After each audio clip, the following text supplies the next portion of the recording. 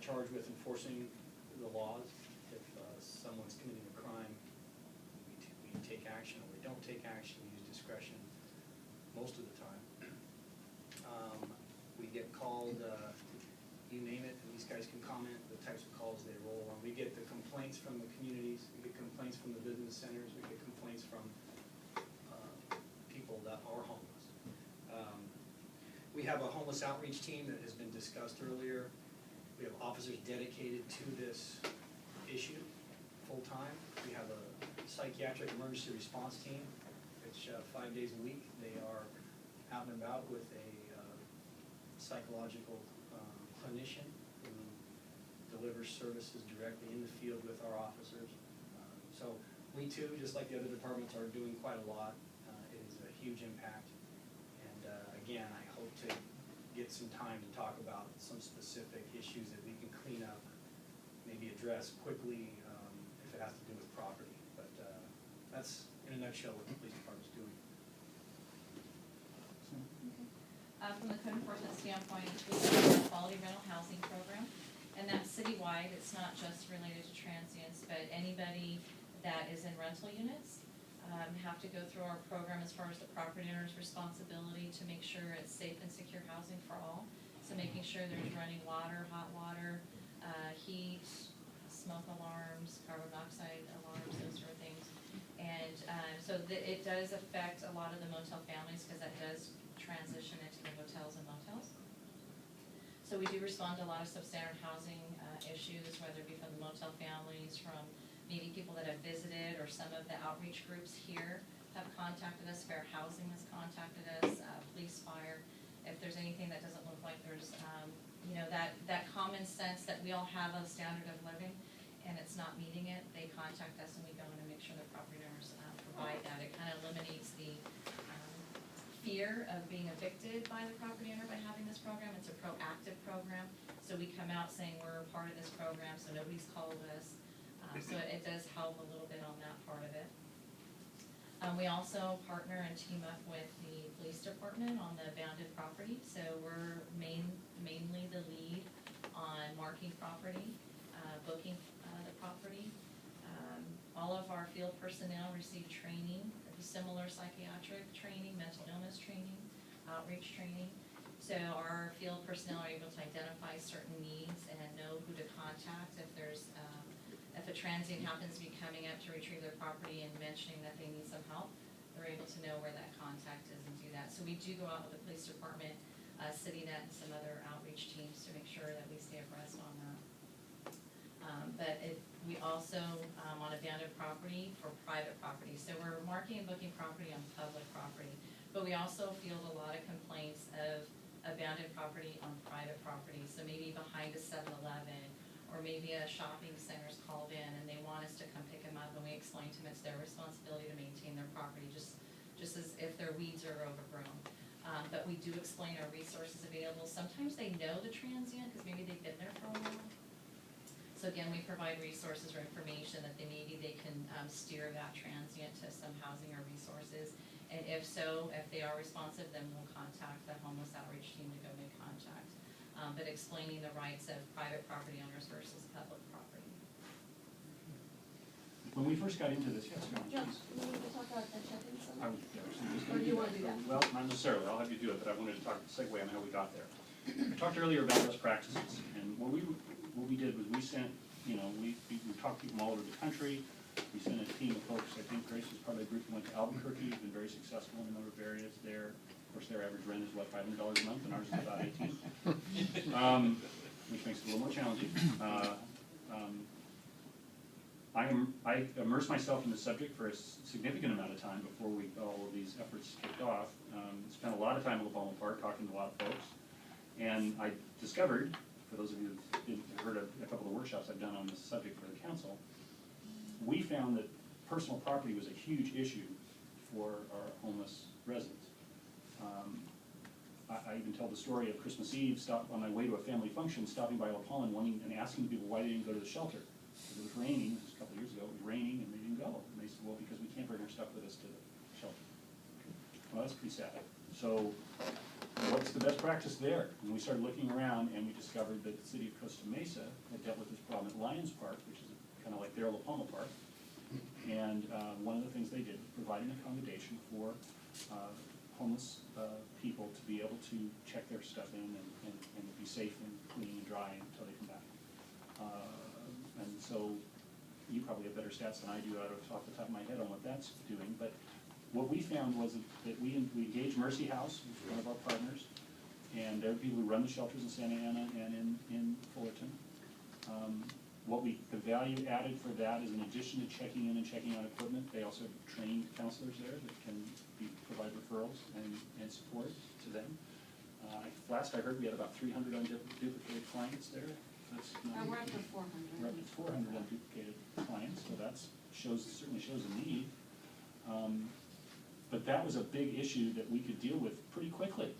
And it also opened the door for now someone who has appropriate training to be able to reach out to these people and offer them assistance and build trust to the point where they feel that they can bring those services to bear. The other thing we discovered while we were doing that were the number of people who were providing food in the park, and that was pretty surprising. Over 30 different organizations providing food just at their home, which was great. Didn't do one thing about keeping anybody off the street. You just kept them on the street for another day, which is great.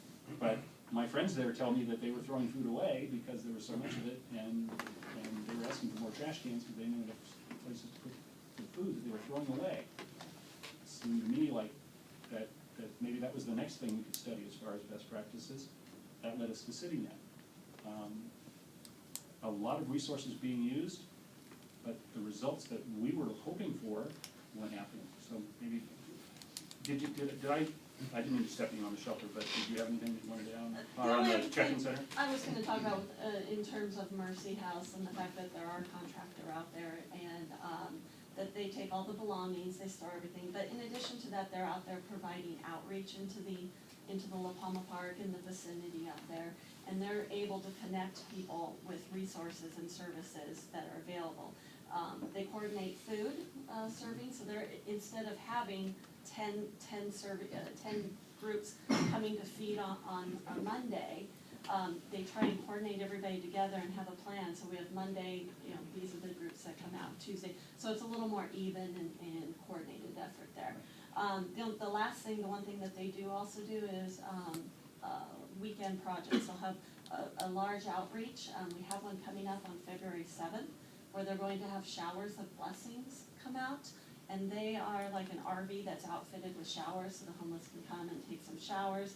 They're attempting to get a medical van that would be out there to provide some medical services as well as the food. So in addition to the daily programming and services that they provide, they try and also do these monthly activities with some of the residents. Can I also add the SoCal Day of Hope that we've been working with, a nonprofit group that's going to come in on April 18th at La Palma Park and provide a resource fair for Anaheim families, particularly those that are in the area of La Palma Park, that will have, again, food, shelter. They're actually planning on being able to give them resources to find where they can actually stay. They were talking about tents and stuff, what have you, but again, that's one of the things that they were looking at. But then also services, counseling services, mental health, on the spot that day on the 18th, and so that group also will be targeting La Palma Park and the residents in that area. Can I say something to that? Regarding all this stuff, I found working with them, we do the food, and we do, like you said, spiritual prayer and all that stuff, but the most important thing that I've seen is if we start getting them plugged in, but we don't know where those plugs are. Right. We know that they exist, we've heard about them, but I know that one gentleman had a sheet that kind of showed where all the food was being served, but if we could put together something, or if there's something that exists that we can get, that people know where all this stuff exists, if we start getting them plugged in, because Mercy House is great, because that's where we do our food ministry, and there's people there, and then we just say, okay, this person needs a bus pass, and bam, the lady's right on it, they're getting the bus pass, they're on the way. Oh, they need this, we get in there, they need a cell phone, they're doing that, and if we just lead them to where the most of the time they drink, like they say, they need a horse for water, but Right.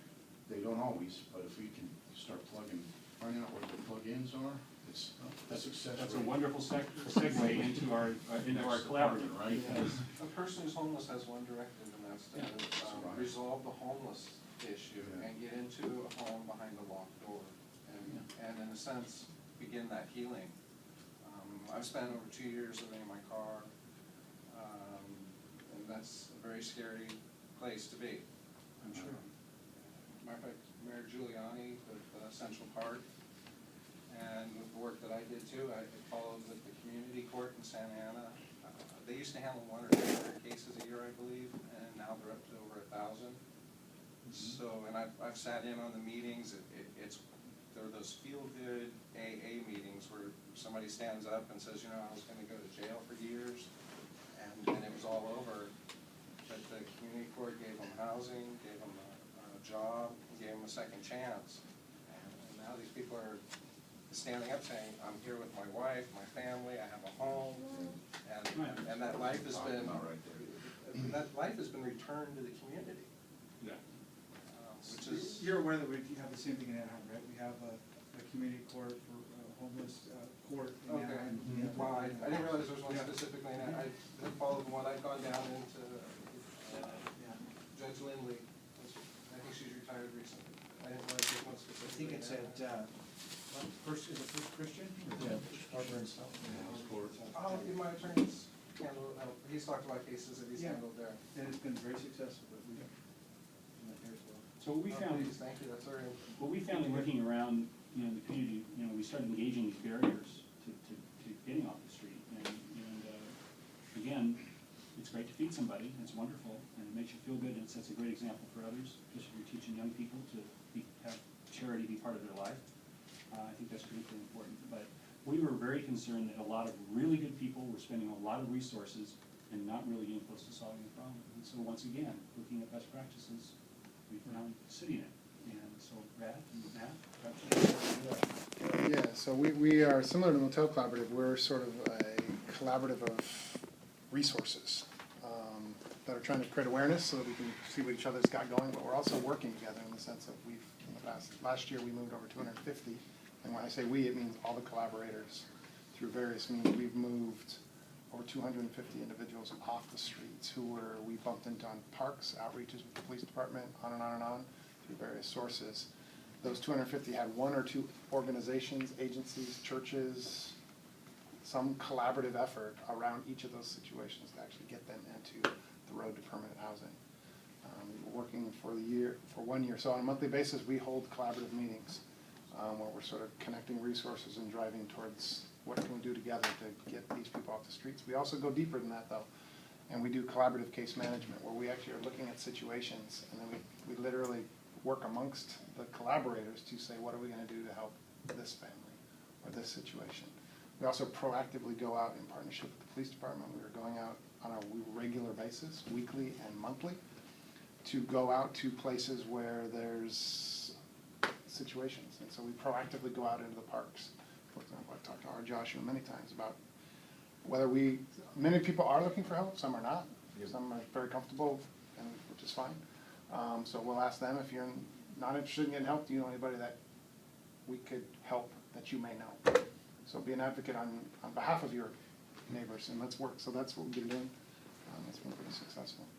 And that even includes a wonderful partnership with the police department,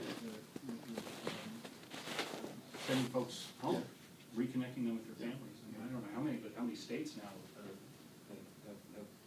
have received, folks from our city that really just wanted to go home and all of a sudden the name of the organization, Coast to Coast Foundation. Right? Yeah. Yes, Coast to Coast Foundation. Perfect example is we just came from a church, and we had $400 by church, $400. And so what that does is that gives resources to the police department so that they have options at their disposal, so they're not only just passing the hat. The truth is they are in some cases.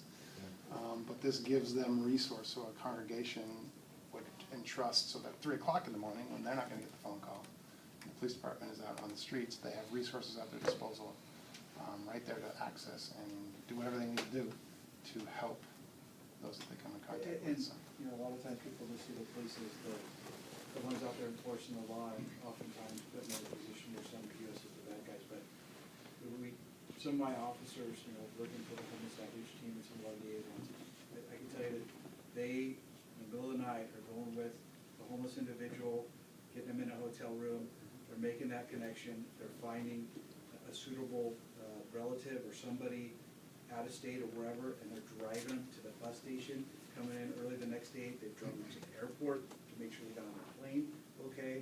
I mean, they're Even got one gal's dog home with it too, right?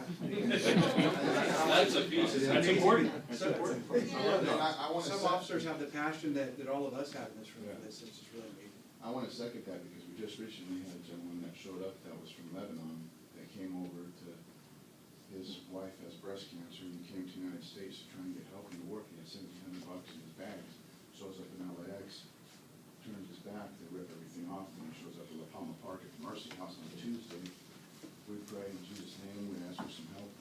He was asking for just $100 to get, he was gonna take back, but he didn't know how he was gonna get back, to take that to his wife to show her that Jesus loved her. And then he was gonna get healing and he's gonna save that. And one of you guys, the police department, they worked together, and because his stuff got stolen, they ended up getting him a ticket and came and picked him up at the Mercy House and drove him to the LAX and sent him on his way with that $100 for his wife. So I just wanted to back you guys up on that. I've seen it, saw it last week. So thank you. Well, there's lots and lots, it's wonderful to hear those success stories. The wonderful thing about the group that City has helped us to put together is, has brought back existing partners and collaborators that have tackled other social issues in our community. But the thing I like the best about it is that we have lots of new people that we didn't know, that we're here, that we're doing good work, but we didn't know about it, and they didn't know about us. And so the more people we have pulling in the same direction. But I can tell you, it pains me, as a person who's so vested in the city, to listen to the city get bashed for what they are not doing to help homeless people. We don't have new money falling out of the sky. This is money that's been reprioritized to deal with this issue. The police have a monumental task. Even if you took this part, and I don't mean to speak for you, but I mean as somebody who's, you know, has been on the sidelines of human services issues for 4 years here, the compassion and the dedication that I've seen in the people that have been assigned to do this has been phenomenal. Can I share one thing? Yeah, so you can share all that you like, that's why we're here. But it is painful, and in most cases it's based on, and I don't mean this in a negative way, but just the word ignorance is not a person who's not intelligent, it's a person who's not aware. That oftentimes these comments are based on a lack of awareness. And, you know, we want as many people as possible to know, you know, that we take this issue seriously, that we have invested significant resources at the expense of many other things to try and make a difference here. And it really does get down, whether you're dealing with people on the street, it is a one-on-one thing. Well, it's a one-on-one thing here too. We're all around the room, that we're just trying to, you know, educate each other and learn and be better at what we're doing. But I do take it personally when I hear that, you know, the city is not doing what it needs to be doing. Because I believe we're doing, you know, could we do more? Absolutely. The wonderful thing about advocacy is, and I look forward to a time when I can take my talents and efforts and put them in one particular area where I can really make a significant difference. But in the work that I do, what I try and do is empower and strengthen as many other people and organizations as possible to achieve those ends. I don't have the luxury to pick one. I have to deal with whatever happens to come in the door here or through our city borders, and then deal with those issues. You know, we have 1,000 families living in garages in Anaheim. You know, right now, we've got 10,000 homeless kids. And we have deaths every year. You know, we've had people die in our parks without any medical intervention from terrible diseases that you couldn't even imagine that someone would have to go through something like that. That pains all of us, regardless of what our disciplines are. We all want the same thing. So the final thing I wanted to talk about, two more things. The Anaheim Community Foundation, we have a fundraising arm that offers a tax-deductible donation to people who want to donate to these various efforts. And that's important because sometimes that will stimulate people to give for whatever their motivation is, but it does give them that benefit. I volunteer as the CEO of that organization. board of directors. It has nothing to do with the city, it's a completely separate organization. And so resources are dedicated to providing the officers in the field with resources that they need to be able to help people get that gap between getting off the street and getting permanent supportive housing or going home or whatever. Providing them with the resources they can immediately address that issue. And then finally, the macro issue, because I think there are two things probably missing in our community that we don't have in place. One is an emergency shelter that's year-round. We think that that's critically important. We think every city should have one. 18 months ago, the attitude was homelessness is a county issue. It has nothing to do with the city. Well, county's had a 10-year plan to end homelessness. They've made some significant strides. They hit significant barriers because of the whole concept of, well, we understand there's a need, we just don't put it in our city, anywhere near where I live. So we have partnered with the county. We've spent $3 million on a piece of land, which, while the decision has not been made yet on how that land could be used, it could be used for this purpose, but that would involve a significant amount of public input, which we think is pending soon, where we're going to propose not just a shelter, but an emergency, but a service center for homeless people that would be, in essence, functioned and staffed by the collaborative that we put together. So by the time the shelter opens, the service center could be fully operational from the first day. I think that would be our goal, is that all these organizations that form all these relationships, reprioritize their resources, gather their volunteer base, can now have a place where we can really get some stuff done. Focus point like you So that's one of the things that's missing, that we're working toward. And that we will hit significant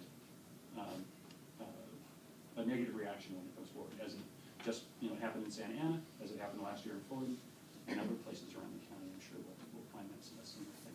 That does not mean we're not going to try. The county's willing to come in and build and operate a shelter. They just don't want to go into a community where they're not wanted. And so what we need to do is find the right place where we can find that balance between making sure we're serving the public, but we're also serving this community as well.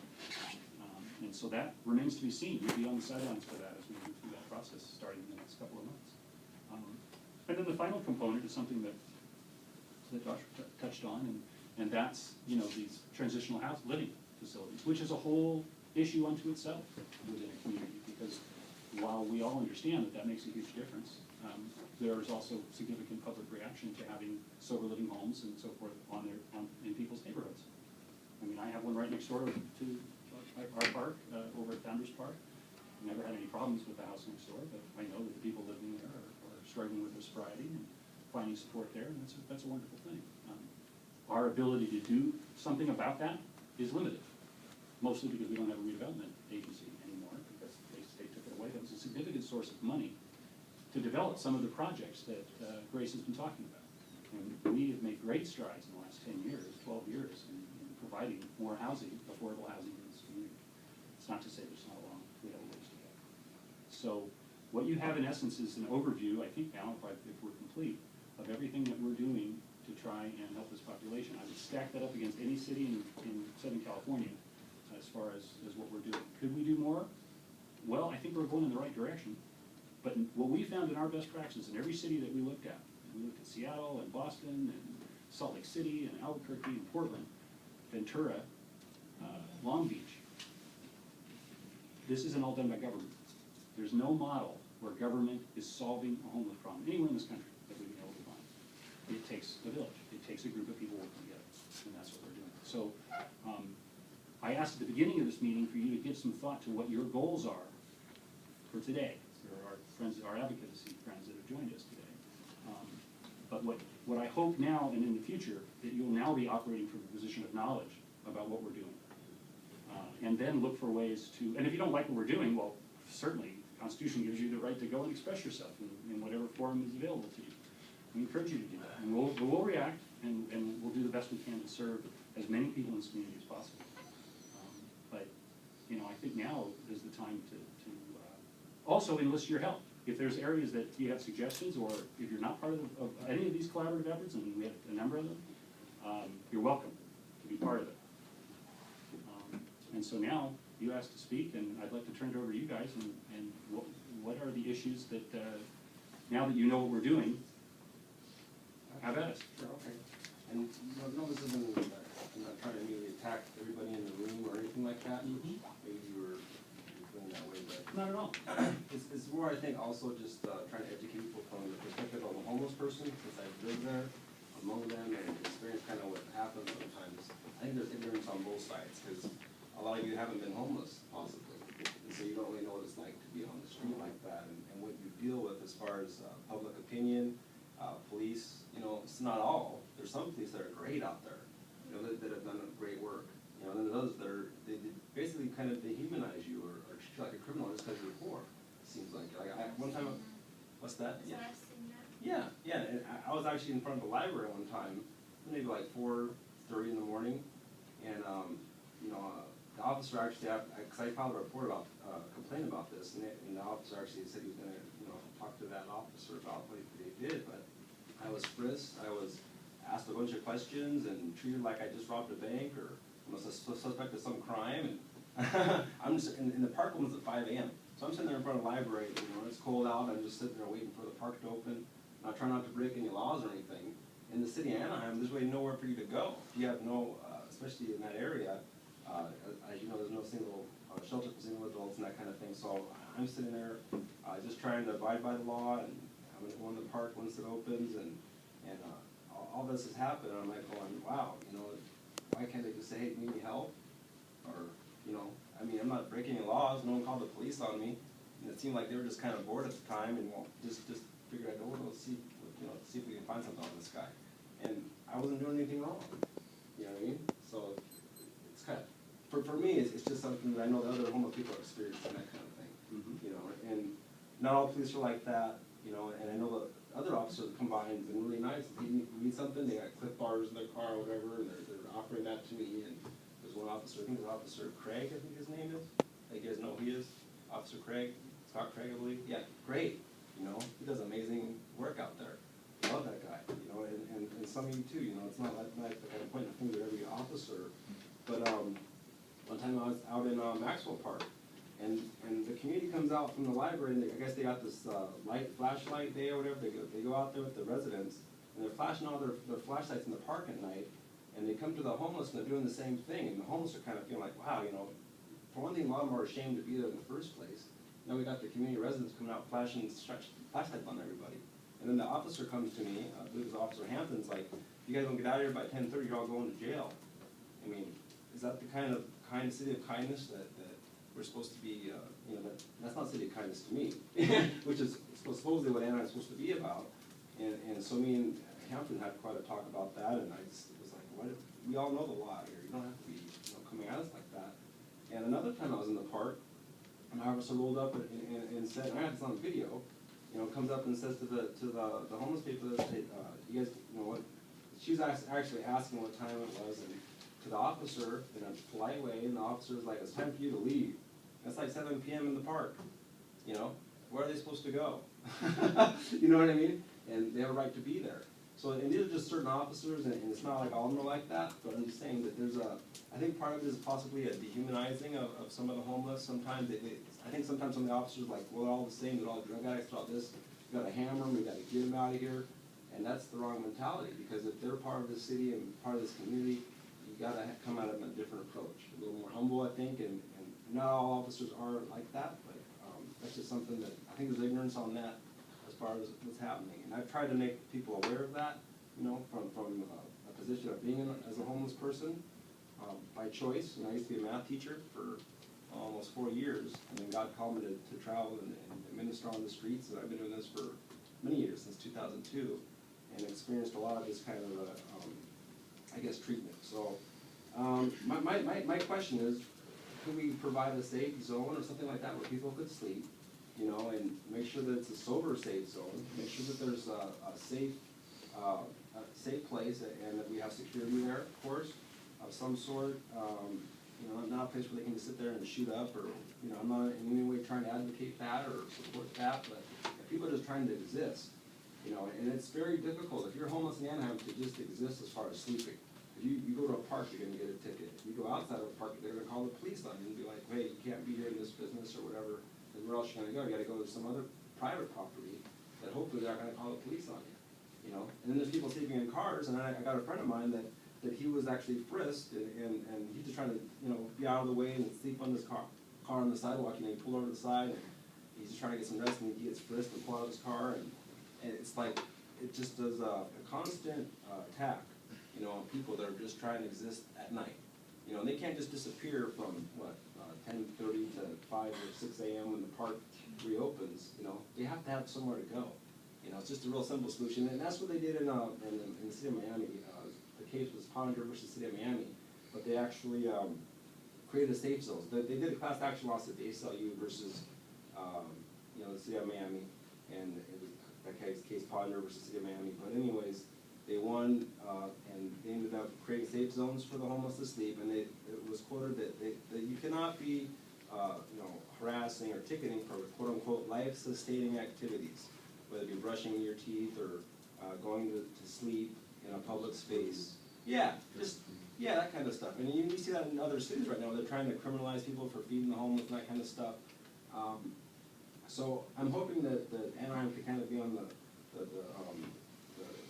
front of actually creating a more progressive city that kind of intervenes in the situation versus, you know, just attacks people that are poor. I mean, I don't see why you can't come up with a couple parking lots, you know, and at least let people sleep there, because they're gonna sleep somewhere. You know, bottom line, they're gonna have to sleep somewhere, and they're gonna sleep somewhere. They're gonna sleep in the park, they're gonna sleep at a business. Just give them somewhere to go, an option. And that's why I used to tell police, they'd come on me, and I'd be sleeping somewhere, where can I go? One officer did a great job. You know what she did? She took all my stuff, put it in the car, and drove me all the way to Buena Park, where the church that lets you sleep, you know, outside their church. You know, I said, wow, that was cool for her to do that. She didn't just, you know, too bad, just go somewhere. She actually tried to solve the problem, you know, and that was really cool. And you know, some people need help like that. Another officer, I was actually in a private area because we can't sleep in the park, so we're sleeping outside in the private area. And he says, well, I asked him, can we sleep in the park? I mean, he's like, yeah, go ahead. You know, I know it's against the law, and you know, you probably frown on that maybe, but at least he gave an option. And then no one got hurt, you know, no property was damaged. We slept in the park, we had peace that night, and actually right now they're trying to get this California Homeless Bill of Rights passed, where it will be legal to sleep in public spaces, including parks.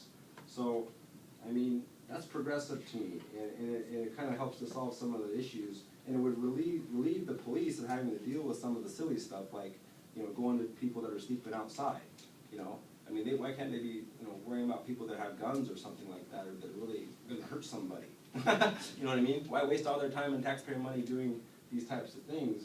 And I think that maybe a little tweaking some of the laws might help to bring a relief to the police and what they have to do, and maybe not all the residents will be happy with the changes, but you're gonna have to pay either way. You either have to pay with taxpayer money through, you know, having the police do all this stuff, through hospital visits, because, you know, people are getting sick out there and they can't stay healthy because they're getting shoved around everywhere and losing all their stuff all the time. You know, there's gonna be hospital bills, there's gonna be police money spent, you know, or create a safe area for them to sleep, and then pool the resources in there, kind of like an interim until you get that shelter going. Because right now, you know, there's no shelter, so I mean, I really am encouraging something to be created in the interim until that shelter arrives. And that would help, I think would help some of this 5,000 calls per month. If Exactly. the calls could be, then the area could be focused in one area. Yeah. You know, so you guys aren't running around all over our nations answering all these calls on, you know, that pop up because they have nowhere to go. Yeah. They're focused, and the call's gonna be to the same place. You know, Exactly. I don't know Maybe- exactly, but, you know. When I checked around, the holidays was really cold, or about 3 weeks ago. The Armory in Fullerton, as far as I know, hasn't ran out of bed space. Maybe someone correct me if I'm wrong, but neither, I don't think they've ever, that I know of yet, turned people away because they've been overbooked, so. Well, there is Mercy still- House representative said that at our last meeting, which was last Wednesday, he said we have not turned anyone Yeah. away from the shelter I since didn't we think so. opened. So there is a place that exists, Yeah. and there's transportation from Palma Park. There you go. There is an issue, if they weren't able to check in their stuff, I've talked to a lot of homeless too, I don't wanna lose my stuff, there's no one I really trust to leave it with. Exactly. Sometimes leave with a friend, hey, I'm gonna go to the arm, will you watch my stuff? I said, hey, I don't have a friend that I trust it with, so I'm not gonna go. I mean, that's an issue that, you're right, but the armory, we need to really encourage people to tell, because this, even if this works, it's not gonna get worked out right now, to go, especially while it's cold, to get in somewhere safe. Yeah, well, yeah, like with the army, I've talked to some of the people, and one of the reasons they don't wanna go there is because it's so far from, you know, what they wanna do, or what they're doing, as far as maybe they got family ties closer to this area, like maybe by Maxwell Park or whatever. They don't wanna, like, move their things, also they're worried about that, as far as going back and forth. We're shooting to another city, we're talking about Anaheim. Yeah. It's Anaheim. Yeah, but the bus brings it back real Yeah. early in the morning though, it is early And in the morning. that's And not we've an been issue. supporting that shelter for Yeah. a couple of decades, this isn't The anything new, Mercy House, it's the just Mercy needs House to be addressed. representatives are here? Someone from there, or anybody from Mercy House? No, or you Mercy, are? Mercy House isn't here today. Okay. But it's safe, it's Yeah, safe, because the and it's a Mercy safe House, place, and yeah. it's warm, and, you know, you could get something to eat, and it's, Yeah. there may be a little bit of inconvenience, but it's a safe place. Yeah, the problem is transportation. A lot of them don't have bus passes. It'd be great if there was a bus that would take people from Maxwell Park there, you know, because, you know, a lot of them don't have bus passes to go all the way there and back and all that. And that's the other thing, like you said, yeah, it's, everything is hard when you're on the streets. Yeah. I mean, just to get one thing done, even if you have to go. It's a say to do it- full-time, being homeless is a full-time job. Just Yeah. trying to Like do looking for a anything that job is a normally full-time people job, would, just to being- brush your teeth is Yeah, ridiculous, just to try and Yeah. find a place to spit your, yeah.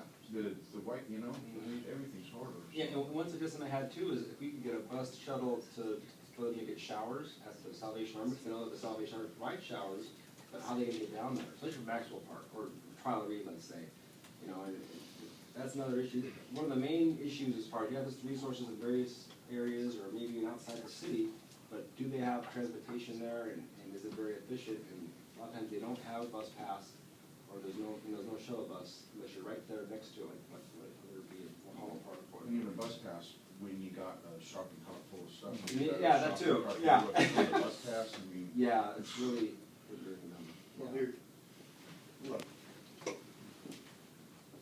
we're working with a couple other units in our police department to come up with a homeless incentive reward program, okay? So, I don't know what it's gonna look like, but the gist is, we catch you doing something good, we catch you wearing your safety equipment while you're riding your bike, we catch you crossing the street using a crosswalk and not jaywalking, we catch you in a park not drinking and not using drugs. Thank you. And I punch your card after 5, 6 punches or stickers or whatever we come up with. Here's a bus pass, here's a food card, That's and great. here's a pair of socks, here's some clothes. Mm. We're working on doing that, but at the same time, I need some cooperation. So I need you to abide by the laws and not be in the parks at night, because these are the reasons that the folks call us. Okay, we don't just go out there and look for people. I got a lot better things to do than write an infraction ticket at 2:30 in the morning at a park. So we're complaint driven, we're out there because the community is asking us to be out there. Okay? So we're devising an incentive program to do just that. You behave, you abide by the laws, so I don't have to be called out there, you're rewarded. We're working on that. That's coming up with Coast to Coast here shortly. So And you we are might see also, that. and we're also actively working toward trying to get that year-round shelter. These things, I mean, government wheels generally grind pretty slowly anyway.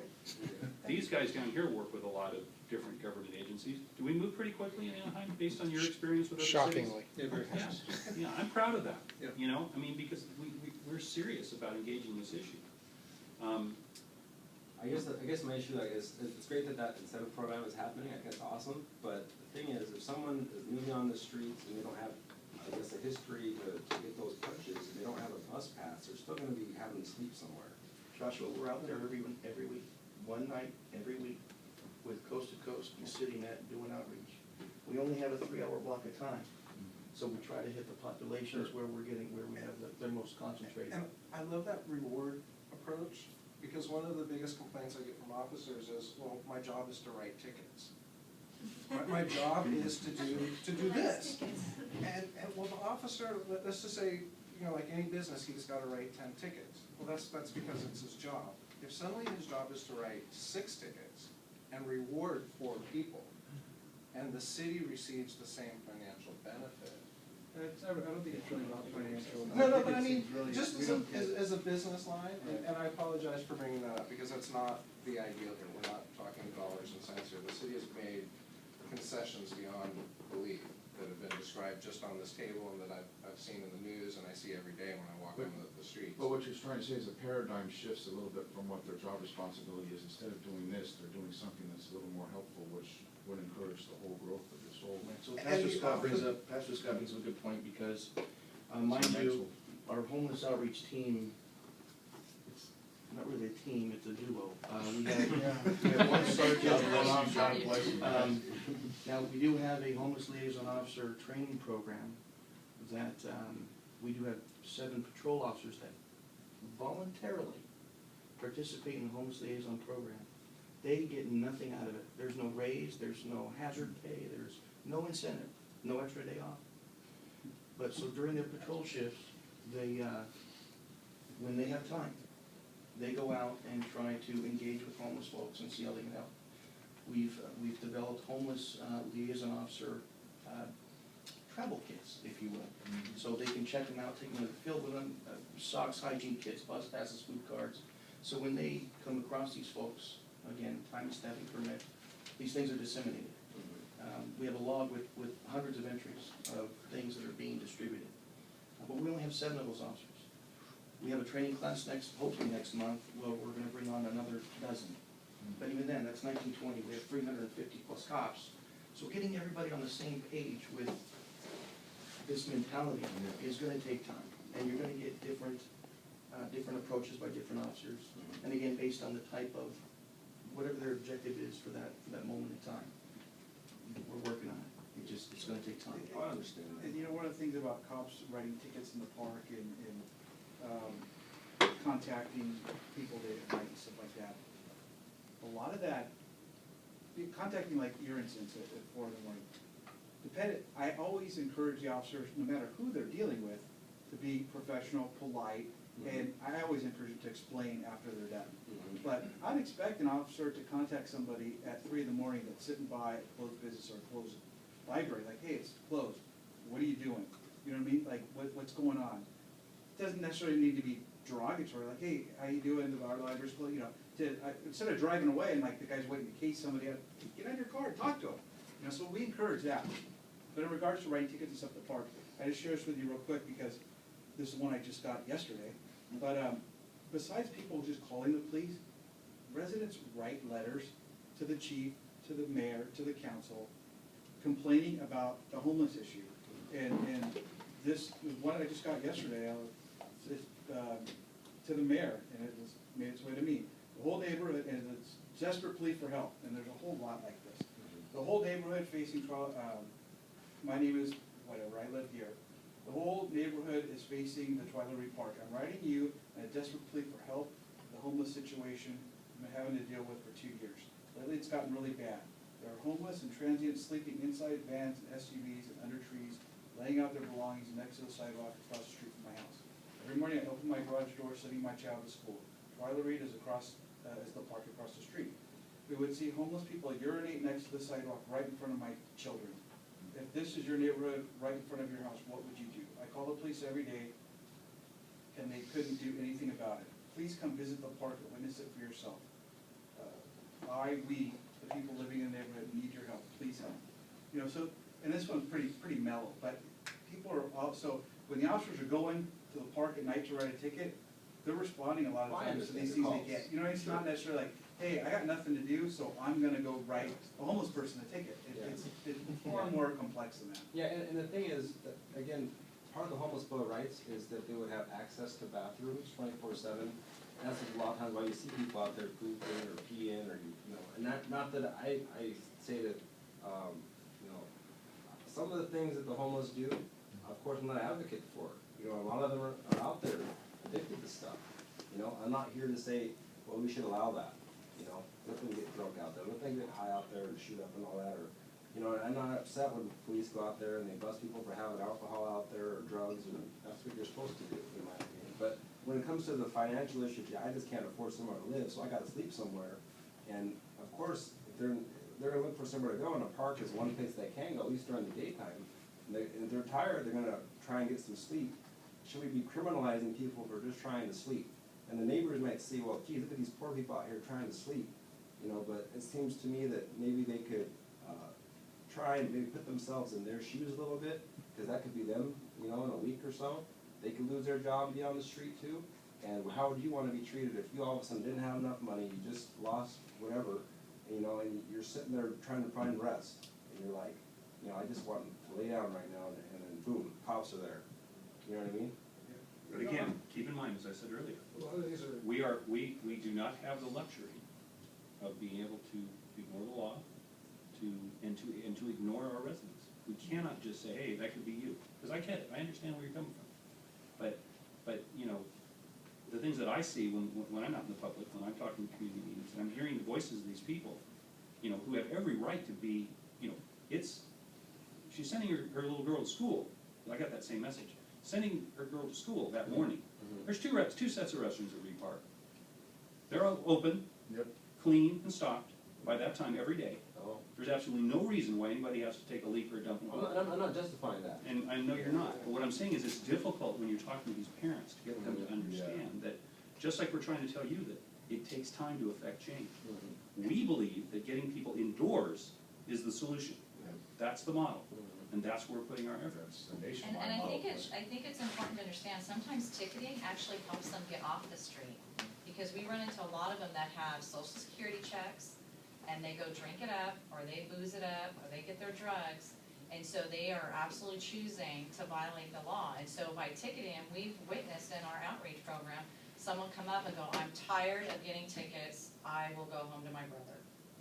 And so it's educating, and we are putting ourselves and getting to know a lot of them just through the weekly outreach, where we know this is Joe, and we know Joe has social security checks that he gets, and we know Joe's addicted to this drug, and we know Joe likes to go this place, this place, this place. And so as we build that trust and relationship with them, we start letting them know, these are your choices, this is what your alternatives are, and when they choose the wrong one, there's a consequence for it. So a lot of times ticketing actually helps them get off the street. Especially if they're going to the homeless court. So even Yeah, though the some people may community be, court and stuff, even though some they were- people may be complaining about the ticketing, it does have an influence on what their decisions are gonna be. Because you have transients that, don't wanna be homeless and need help and want help. You have a big pool of transients that need help but don't know it yet and aren't sure if they want it because they don't trust you, and that's our biggest pool. And then you have that small pool where they don't care about anybody, they don't care about respecting anybody, they don't care about the neighborhood, and those are where we get a lot of the complaints. And so our biggest time is spent in that big pool of trying to trust and build relationships with some of these people that we know there's an alternative for them, they're just not seeing it yet. So tickets do help, I've seen it in action. I mean, sometimes the system does, I'll give you examples of other ways where that works. People with, you know, severe mental illness. My mother had undiagnosed Alzheimer's. I could not force her to go to a doctor and be checked. She had to go of her own volition. I can't force her to do something. She abused her husband horribly because of this disease. I called in a domestic violence complaint. The police came. The city that she lives in has a PACE program. They brought a mental health clinician with her, did a quick workup on her, knew exactly what the problem was. They didn't take her to jail. They took her to the hospital, and now she's doing much better. But you know, the reality is, without the system, I could not get her into the system to get treatment. It's like when you have a shelter that has beds, but you have to be sober before you can sleep in the bed. That makes me crazy, because I know people that have tried to be sober, and it's really hard, you know. And so it's kind of a chicken or the egg type of thing. But really, sometimes the system is the thing that makes a difference, and you have to draw the line someplace.